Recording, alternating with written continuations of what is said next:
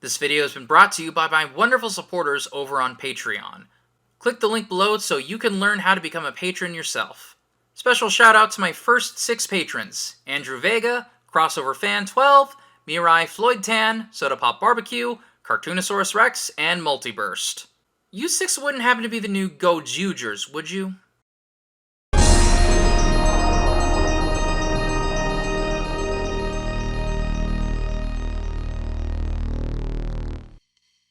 When I was a kid, I had one rule and one rule only. No sudden loud noises. That meant no fireworks, no sirens, no jump scares, and definitely no fire drills. Shout out to my elementary school principal who immediately recognized this and let me be the one to initiate them so I could be the first one out the door. However, as I've grown up, my sensitivity to sudden loud noises has softened considerably. I can enjoy fireworks shows just fine, I don't necessarily have to worry about fire drills anymore, and jump scares? Yeah, no, screw those things. But during my anti-loud noise phase as a kid, I was inadvertently promoting hearing safety. The good Lord only gave us one pair of ears after all, so don't ruin them by bursting your eardrums out with loud noises. And that's the form of safety we as a species colloquially agree on. Pretty much every phone has a volume limiter when you pair it with Bluetooth headphones. Every gun range will make sure you wear noise-canceling headphones when wielding a gun, and, speaking from experience, prop gun with blanks in a play equals earplugs for everybody. So with such a universally accepted form of safety, you would have to be the most vile, uncaring, and downright despicable person to completely disregard it. Well, good news! Sean Roche is back with the milk and the script for the episode of Danger Rangers about such a person. And all it took was Larry Huber himself to come up with the idea. Originally broadcast on March 3rd, 2006, this is Safe and Sound. We open up at a middle school in Los Angeles, hang in there Los Angelinos, where Pelican Mary Ann Thornberry is teaching astronomy to her students. However, she's soon sidetracked by one of her students listening to music through headphones loud enough for the rest of the room to hear. Martin, science class is neither the time nor the place for these. What could you be listening to that's more interesting than what we're... The teacher admonishes Martin for listening to music at such a high volume, who sounds mighty familiar. Class, protecting your ears is very important. What? I can't hear you. My ears are ringing. That boy ain't right. Unfortunately, when Marianne tries to lower the volume on Martin's CD player, it is still way too loud. Now, why don't we select a safe volume you can use when listening to your music after school? Mother of God, it's all toilet sounds. Almost as if the volume was never lowered to begin with. Fearing for Martin's hearing, she has him sent to the nurse's office. We then cut to Danger Rangers HQ, where Bert is in the middle of giving a very ticklish Fallbot a tune-up. They're soon interrupted by what feels like an earthquake, as loud music echoes from elsewhere inside Mount Rushmore. Turns out the ruckus is coming from Sully, who was listening to the song we heard coming from Martin's CD player up in the Rangers' rec room. We're all out having a good time. We're all out having some fun. And if you want to hang with us, you're gonna have to learn to run. Our music is the type of thing that gets into your soul. So crank it up, it's never too loud, no matter what you've been told. On an unrelated note, I need to know if there's a clean version of this song. Podorf told me this wasn't his doing, so... Rogel, are you free for an interview? As Sully continues to rock out, the rest of the Rangers approach the rec room, sans Gabriella, who probably exploded due to the frequency alone. After plugging up their ears... Bert, you don't have ears. How the fuck are you putting in earplugs? They accost Sully for recklessly blasting loud music throughout the base. Sully, isn't that music a little... Loud. Oh, I think the faces on Mount Rushmore just got nosebleeds from the bass. As it turns out, the Seal has been listening to the newest rock group to hit the scene, the Decibels. Oh, haha, very funny. Sully tries to give an excuse about needing that authentic surround sound concert feel to truly rock out, but Kitty's having none of it. Sully, the vibrations are fine, but with the music up that loud, you could eventually damage your hearing. Yeah, we can't be having that, now can we? Right. Well, that's why I always protect my ears when I crank up the volume. You see? I get all the vibrations and none of the danger. Phrasing. Sully tries to turn the volume down, but finds out he can't. Hey, crank it down! Batteries must be dead! I'm trying! It won't turn down! The entire monument is riddled with cracks! It's not going to hold much longer! Now I'm not the only one around here who breaks stuff! Bert opts to run some tests on the music CD to see if it's the disc's fault or their audio equipment. But not before Savo danger alerts the team to an alert coming from a junior Danger Ranger in Los Angeles, who's reporting violent shaking. Kitty immediately suspects an earthquake, but GB, who did not explode, finds no seismic activity present. Back up, everyone! Back away from the buildings! Get into that open lot away from anything that could fall on you! And stay away from all windows and power lines! Once the Rangers arrive in the City of Angels, a local police officer tasks them with helping evacuate other buildings in the area. Sully has Burble and Kitty help evacuate the rest of the kids out of the school, while he and Squeaky find the source of the shaking. Meanwhile, Martin and a friend of his break off from the rest of the group to go watch the two of them in action. While Sully ponders the familiarity of the vibrations of the noise, the rodent sees two kids running towards them, right as a chunk of a building breaks off and falls towards them. Let's learn a little bit more about our story guy for this episode, the one and only Larry Huber. Huber is easily the most experienced crew member of the show, and there's a good reason he was one of the people in charge. Larry Huber has been in the industry since 1969, starting out as an assistant animator for Hanna-Barbera's Wacky Races spin-off, The Perils of Penelope Pitstop. Following this, he would pull double duties at Ruby Spears, working on shows like Wheelie and the Chopper Bunch, Dino Mutt, Plastic Man, Godzilla, and Saturday Supercade.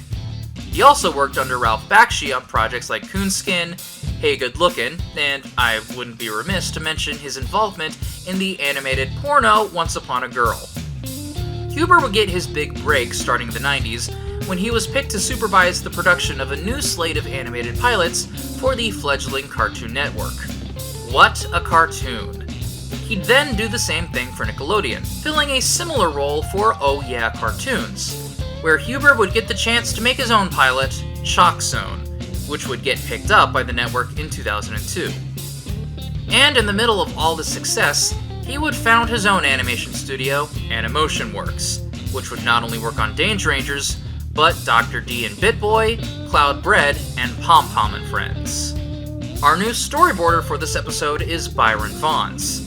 Like a lot of storyboard artists from this show, Vaughns is another Filmation alumni, starting out with Shazam and Black Star, before moving on to Black Star's spiritual successor, He-Man.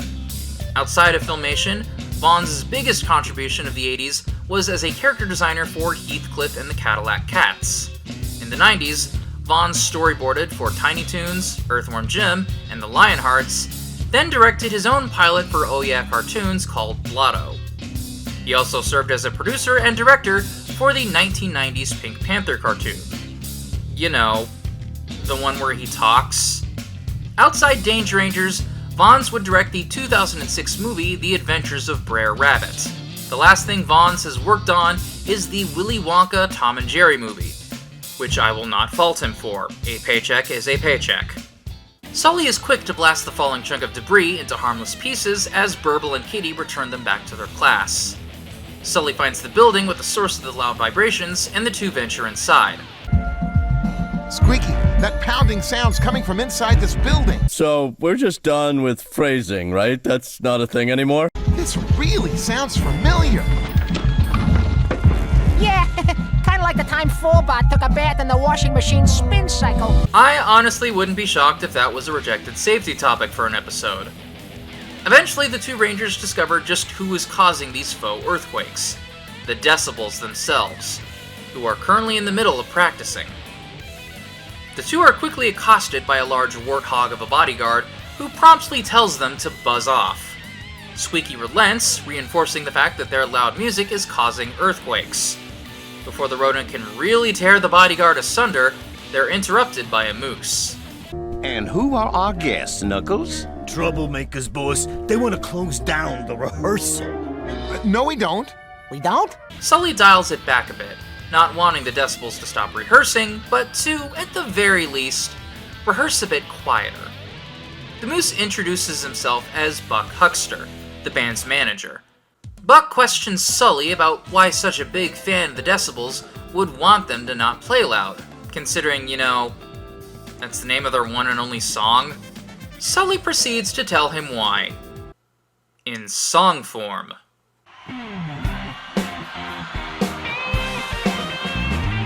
Everybody loves to hear the music.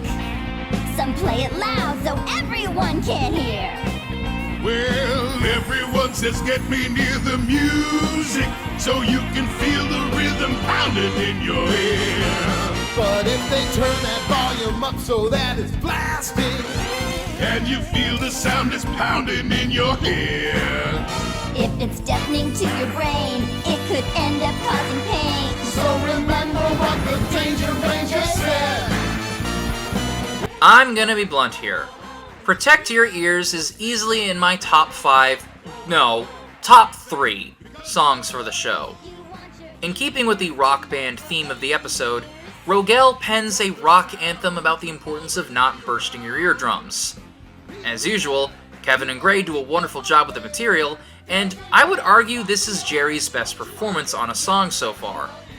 Don't stand in car alarms, machinery, or loud sirens, or a stereo that's blasting piercing sound. You might think it's cool right now, but if it makes your ears go ow, grab that knob and turn the volume down. The lyrics discuss the perfect balance between too loud and just loud enough, the repeated reminder that you only get one pair of ears and you need them to last, and of course, the chorus is one of the catchiest choruses in the show's soundtrack. Hey, hey, hey, hey, ho, ho, ho. If it's too loud, then you say no. Hey, hey, hey, no, no, no. If it's too loud, they got to go. Ho, ho, ho. Hey, hey, hey. Too much volume, walk away. Hey, hey, hey, ho, ho, ho. Play it safe because you know you want your ears to last 100 years. You want that sound to always be around. you want to hear loud and clear. Girls and boys, watch the noise. Don't neglect you, all protect your ears. A rocking song for a rocking premise. When we return from the song, Buck tries to appease the growing crowd of protesters outside the recording studio, but to no avail. When that fails, he has his bodyguard, Knuckles, woo the crowd over with free Decibels swag and CDs, which fares better with the kids, but not the adults.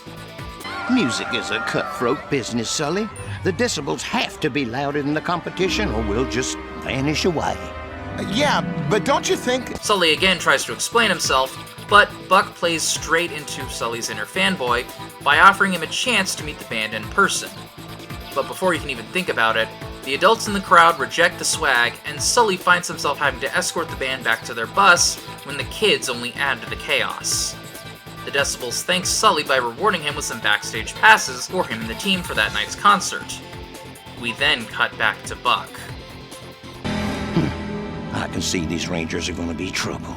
All the biggest record labels are going to be at tonight's concert, and we have to impress them if we want to get a mega bucks bidding war started over the decibels.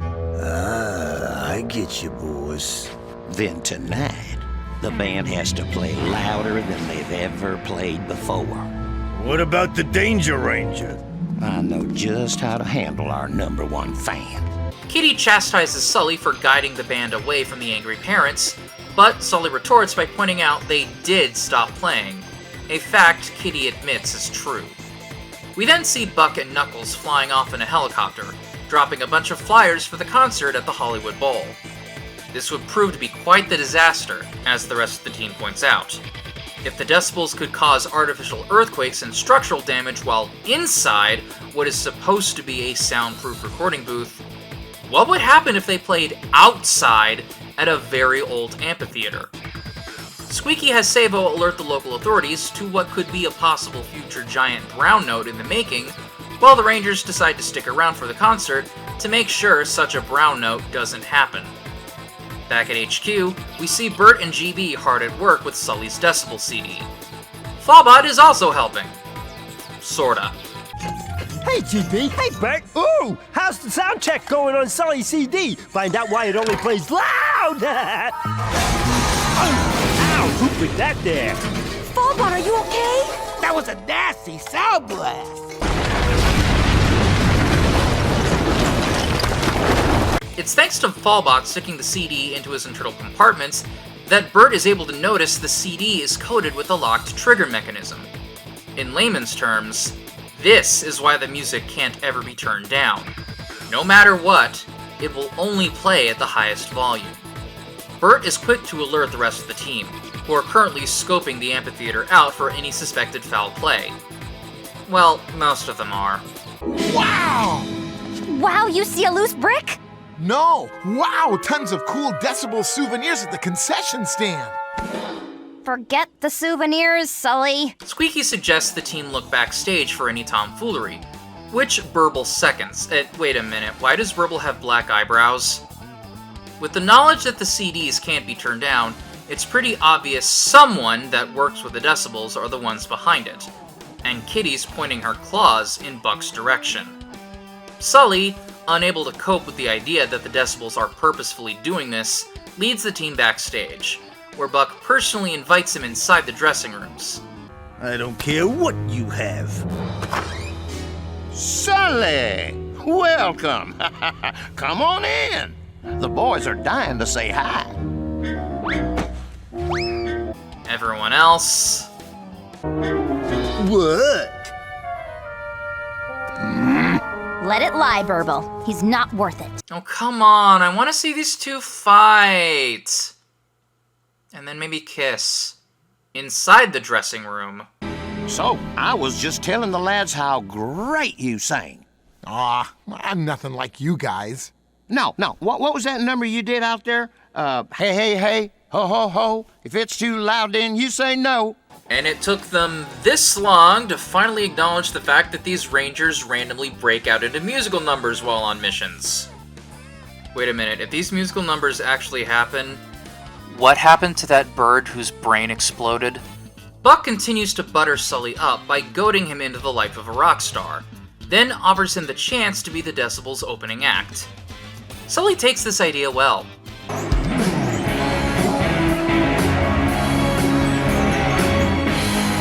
Let's rock! This can only end in tears. Kitty tries to contact Sully to see if he's found anything incriminating, but he shrugs her off by claiming he'll be the opening act. Sully, what are you talking about? It's a dream come true!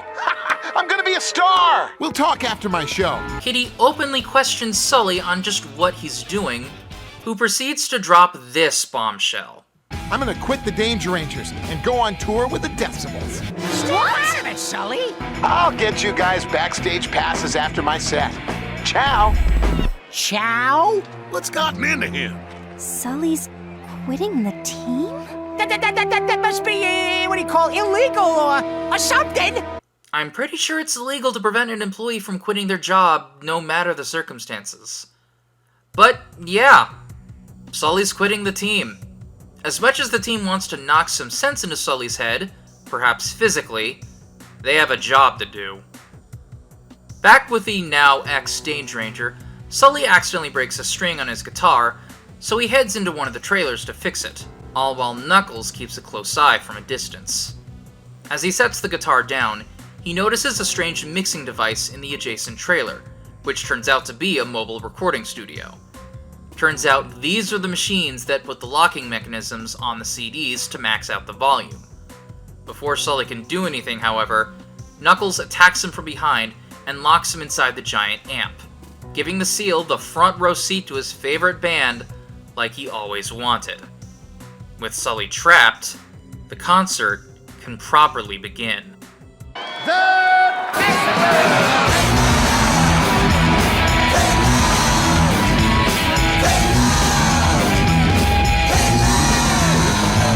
As the band begins playing, the insanely loud music starts to assault Sully's eardrums. I'd like to take the time to point out that seals have much clearer hearing than humans, so while this seems pretty bad to us, it's a lot worse for him.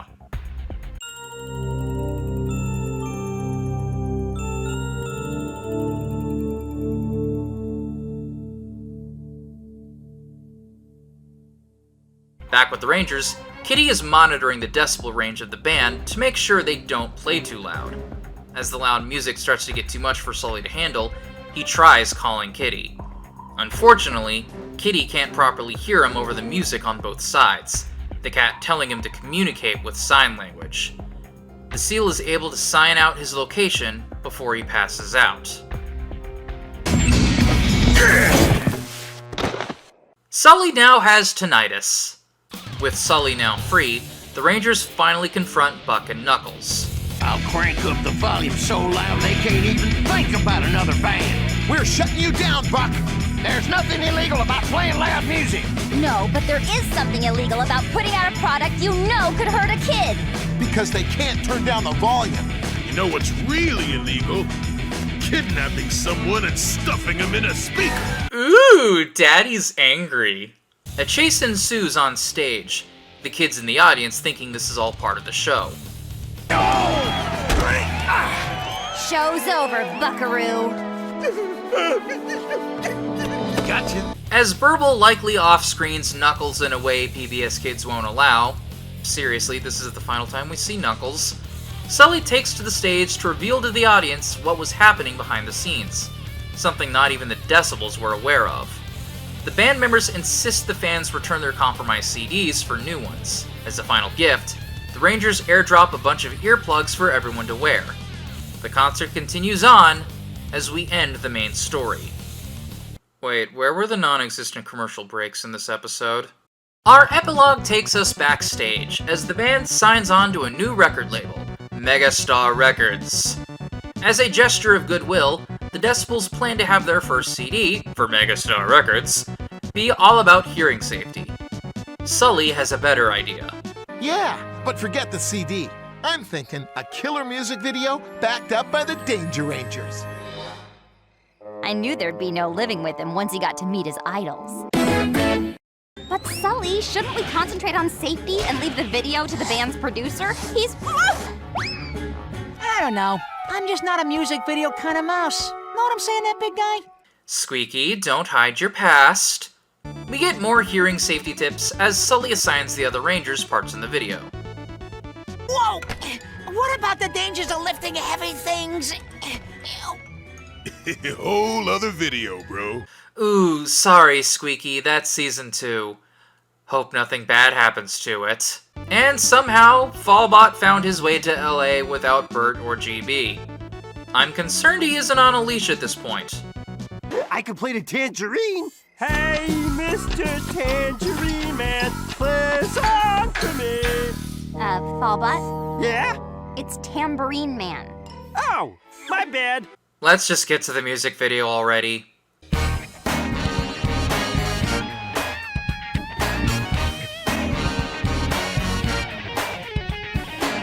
I like to rock out and scream with the crowd. I love the music and I want to hear it loud. It's All Up to Me is another ensemble number where everyone, minus Fallbot, gets at least one verse. Kitty, Gabriella, and the cat chorus get a more rock-oriented composition, while the male Rangers are more rap-oriented, which, while not being the biggest fan of rap, both sides actually gel well with each other. Take care of my ears. Now what do you do? You're never gonna hear when I talk to you. Never gonna know what the people say. I'm never gonna hear no music. Ears are good. Hearing's cool. If something's loud, don't be a fool. Check it out. Use earplugs, see? Keeping safe is up to me. While not as good as Protect Your Ears, which, God, that is a huge hurdle, It's All Up to Me is still a very good song to close the episode. Quite literally, too. Once the song's over, it immediately cuts to the credits. So, final thoughts. It's all up to me. It's all up to me. It's all up to me. Let's not kid ourselves here. Safe and Sound is probably my favorite episode of the show for a number of reasons. Hearing safety is one of those topics that don't get that much coverage compared to fire or vehicular safety, so it gives the show an edge by at least giving it some ample time in the spotlight. I also like how well the safety topic is able to be weaved into the plot without having to take a back seat. But the main reason why I like this episode lies with the villains. Buck, Huckster, and Knuckles might just be the most detestable members of the Rangers' Rogues Gallery for two main reasons. Buck doesn't give a rat's ass about the ears of the Decibels' fans. All that matters to him is them playing loud, so much so that he goes out of his way to make sure their CDs can't be turned down. To him, all that matters is profit. And this is where Buck has a leg up over Henri Ennui. Both villains are mainly in it for the money, but Buck has an actual excuse for his strive for money. Buck is a firm believer in the louder equals better mindset that has plagued the music industry since the very beginning. I'm no audio expert, and I don't have all the time in the world to talk about the loudness wars in this video, so I'll refer you to this article all about it in the description below. It also helps that the Rangers actually confront Buck about him harming kids. Purposefully, too, which is something the team never did with Henri. The other reason why these two are easily the most vile villains in the show is a factor that no other villain can really claim. A boundary no one else crossed. Buck and Knuckles openly and actively harmed one of the Rangers. Kidnapping the Rangers is nothing new, and we'll be seeing this happen again in the future, but every other time another villain did this, it was mainly to keep them out of their way, to avoid them from interfering with their plans. Knuckles did this and then some, making sure Sully was actively suffering in the process. Knuckles could have easily tied Sully up and left him in a closet, the case of a musical instrument, or even underneath one of the trailers. But as soon as he locked Sully in that amp, there was no coming back. And it's telling because if that warthog had thought to remove Sully's Sava watch, the other Rangers would be none the wiser, and Sully would probably be completely deaf, if not dead, by the intense vibrations of the music from inside that amp. This whole scene is easily one of the darkest moments in the show, and for good reason. This is the kind of extreme that really gets your attention to show you just how important your hearing is. All it takes is one act like this, and poof, it's damaged beyond repair. Now, obviously the episode isn't going to go whole hog and have Sully's hearing be irreparably damaged for the rest of the show. That kind of continuity would be lost in reruns. This isn't exactly the kind of show that thrives on continuity. And we'll touch on why much, much later. Everything else about this episode clicks into place like clearing 4 lines in Tetris. I love how Buck seems innocent at first, but then once he starts buttering Sully up, you can instantly tell there's something just off about him. I love how this episode goes lengths to show that the Rangers can and could be persuaded to look the other way with enough of a push. Also, for those who might not be all that fond of Sully, it's good to see him finally get knocked down a peg. If I had to give it a knock for something, maybe depicting the Decibels as a rock band that wouldn't look and sound out of place in the 70s or 80s does kinda show the crew's ages a bit. The mid-2000s were all about teen pop idols and whoever was currently on American Idol. A rock band like the Decibels is a tad bit outdated, especially if they're supposed to be a relatively new act, but that's barely above a nitpick. I don't exactly expect Huber or Roche to be that up-to-date on current music trends, and in the long run, I'd rather have a classic rock band than a dated reference to a mid-2000s musical act any day of the week. Next time, the Rangers must contend with very amateurish child spelunkers, greedy prospectors, and death traps aplenty, in a quaint little town in New Mexico. Dangers abound underground.